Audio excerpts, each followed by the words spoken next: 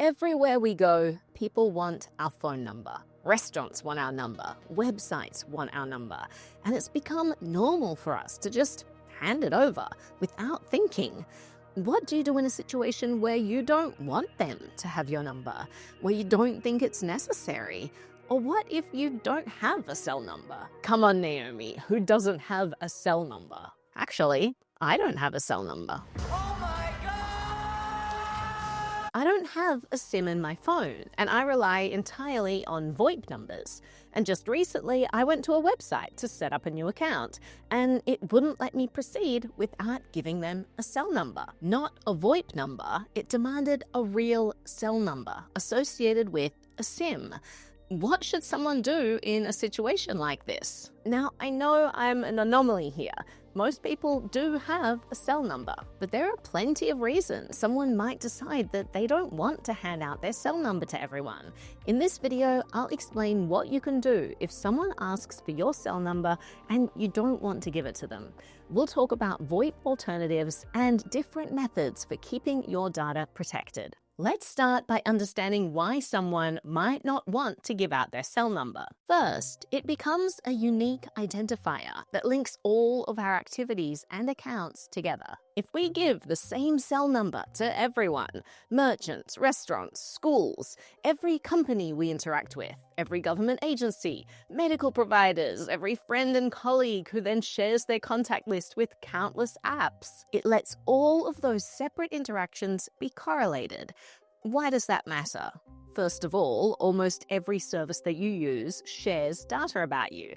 And now, data brokers can see everything that you're doing and stitch together all these facets of your life into a single profile. Governments buy this data too, so now governments can easily link everywhere you shop, every cause you support, every website you sign up for. And all this information invariably makes its way to the dark web. Your phone number becomes an easy tool that hackers can use to find out which platforms you use and build an intimate picture of your life that they can exploit via identity theft or other nefarious activities. Another reason that someone might not want to give away their cell number is because cell numbers reveal your location in a way that VoIP numbers don't. When your phone is powered on and connected, the cellular network has to track which cell area it's reachable through so that it can route calls and texts. That information lives in databases like the Home Location Register or its modern equivalents. And the network also generates cell site location information like tower connection logs, which basically add up to a time-stamped trail of everywhere your phone has been. And telecom providers are notorious for selling this location data. If someone knows your cell number, they can find out where you are. Unlike cell numbers, VoIP numbers don't actually get logged in the HLR because they're not tied to a physical SIM card or the cellular network infrastructure.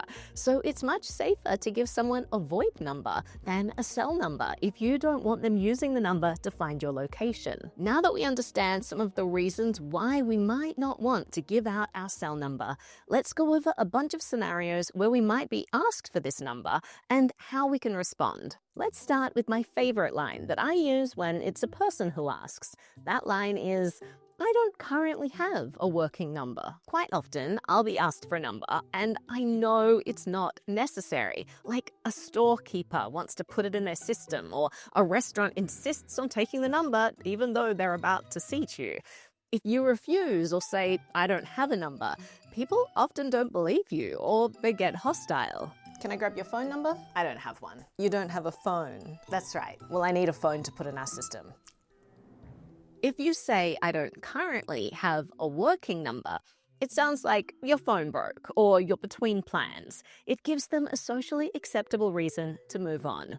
If you're polite and even a little apologetic, they often waive the requirement without any friction. Can I get a phone number? Actually, I currently don't have a working number. I'm sorry. Oh, yeah, I need to get it fixed. I'll just put in a dummy number for now and then you can update it later.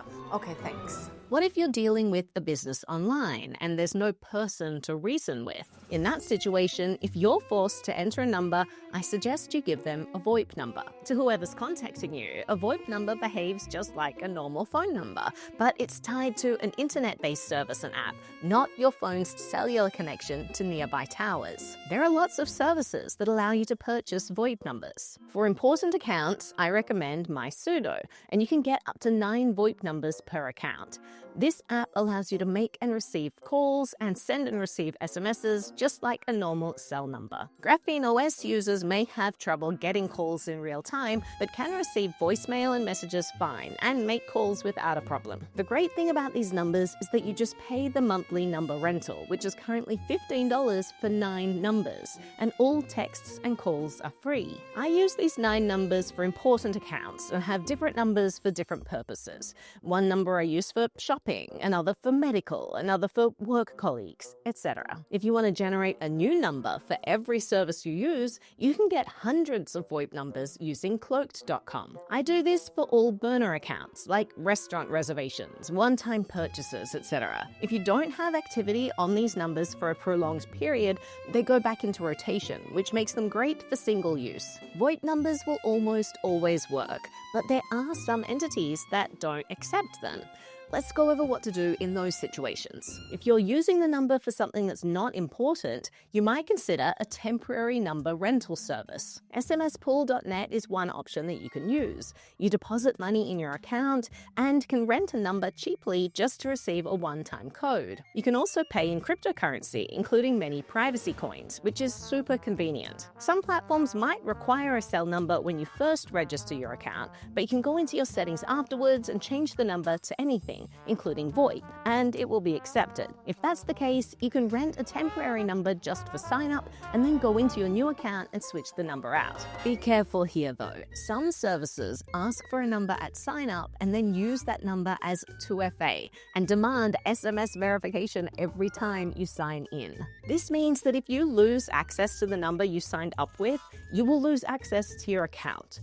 For such platforms, you don't want to use a temporary number. A good practice is actually to rent a number for at least an hour instead of just one-time use. This gives you a little more time to see if this account is going to require this number for ongoing identification each time you use the account, and whether you'll be blocked from the account if you lose access to your number. If you do require ongoing use of a number, you can always rent a number long-term, like for months at a time, but that can get pricey. You're better off with a more permanent solution. So let's talk other options. If you need to provide a SIM-based number on an ongoing basis, you can buy a prepaid SIM. Just make sure that you maintain access to it. That means keeping it active so that you don't lose the number and being sure to top it up when needed. You can consider using a service like BitRefill to keep your prepaid SIM topped up, where you can also pay with cryptocurrency. This way, whenever a company insists on a real cell number, you have one, but it's not the same number that you use for everything else, and it's one that you rarely use. Now, there is a trick that you might consider, which involves turning your cell number into a VoIP number. But before we dive into that, I want to talk about why some services reject VoIP numbers in the first place. This usually happens for one of 2 reasons. First is for KYC reasons. Often platforms will block VoIP not because of any technical limitations, but because SIM-based numbers are generally better for KYCing someone or finding out their real identity. Because they're using the number as an identity check, when you enter your number, they'll check whether the number is classified as a cell number or a VoIP number. And if it's VoIP, they simply block you from using it and they demand a real number. They just don't like VoIP. The second reason a platform might block your VoIP number is out of fear of compatibility issues. From the outside, VoIP numbers and cell numbers often seem interchangeable, but behind the scenes, texting is not one single delivery system. There are different pathways that messages can travel through, depending on who's sending the message and what kind of number is receiving it. The pathways that are available for a certain number are determined when the number is first set up and configured. triggered. The provider that issues the number decides which features are enabled for that number and which message routes are allowed for that number type. Most everyday carrier texts between two people use SMS, MMS, or RCS when both phones support it. But some automated messages like marketing texts and verification texts come from short codes, which are those 5 or 6-digit phone numbers businesses use to text people at scale. Messages sent from short codes are usually A2P, which means application to person. In other words, it's an automated system texting you, not a human. Carriers handle automated messages sent from short codes differently to normal person-to-person texts, and not every number type is allowed to receive them. Some numbers simply weren't provisioned to receive messages sent from short codes. So your VoIP number might receive regular texts just fine, but still fail when a website tries to send a verification code. When you sign up for a service and it rejects your number because it's VoIP, that doesn't necessarily mean that your VoIP number can't receive shortcode messages. It usually means that the platform blocks VoIP numbers across the board because some VoIP numbers don't reliably receive certain automated messages, especially shortcodes. Rather than deal with inconsistent delivery and support tickets, they take the blunt approach and ban VoIP entirely out of fear of compatibility issues. So now let's talk about a workaround for this, namely the sell to VoIP trick. We already mentioned that you can sometimes register with one number and then change the number on file after you're in. But some companies also check any new number that you try to add later, so swapping in a VoIP number might still get blocked. So here's an alternative. Use a prepaid SIM number to sign up, since it's a normal mobile number, it is more likely to pass the initial check. Then, after the account is created, you can try porting that same number to a VoIP provider. Porting just means moving a phone number from one provider to another. Just like you can port a number between cell carriers, you can port a cell number to a VoIP provider, like MySudo, which effectively turns it into a VoIP number. And because some platforms only check numbers at the moment you add them, they may not recheck the number that was already approved. You'll still have access to the same number, but now it's cheaper to maintain. And because it's no longer a cellular subscription, it won't generate cellular carrier location records or be tracked in databases like the HLR. But there's a caveat. As mentioned, some VoIP numbers can't receive shortcode messages. So, after a number becomes VoIP, you may stop receiving some verification codes. This is something that you have to test. You don't want to be stuck, unable to receive verification codes when you need to log in. In my experience, I almost always am able to receive messages from shortcodes. Occasionally, I can't get a verification code, but they give me a call option instead, which works just as well. And for the rare instances where a number can't receive shortcode messages, you can keep a prepaid SIM handy for that specific account. Data collection today is normalized and invasive. Everyone wants your home address, your phone number, your social accounts, every identifier that makes it easier to map your life and monetize it. In the digital era, just type your number is treated like a harmless formality. But it's not harmless. It creates an extra thread that can be used to track you, profile you, or exploit you. Stop handing out your real cell number by default. Use the alternatives when you can. Make minimal disclosure the norm. Small changes like this reduce your exposure, and they remind companies that access to you isn't a right. It's something that you get to choose. Ludlow Institute is a non-profit research and media institute that helps people reclaim their privacy in the digital world.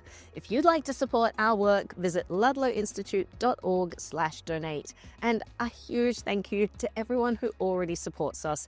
We couldn't make these videos without you. Your support keeps this channel free and helps more people get the tools and knowledge that they need.